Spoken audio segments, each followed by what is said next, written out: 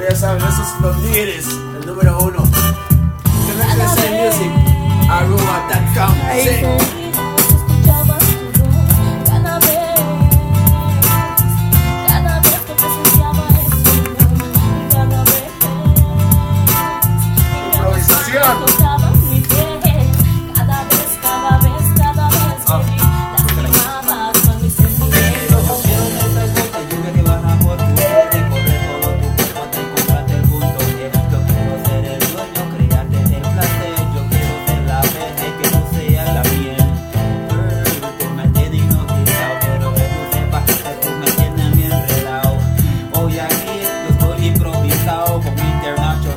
Estamos bien, David.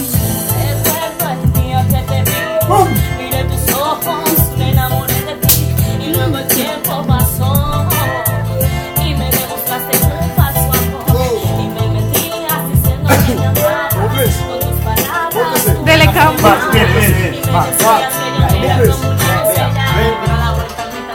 Ahí está. Es muy fácil y sencillo hablar de sentimiento, pero cuando tú tienes un poquito de talento se siente el experimento. ¿Cómo lo hacemos? Esto se canta rápido, no podemos hacerlo lento. ¿Cómo lo hacemos? Y en él dice en inglés, escucha esto.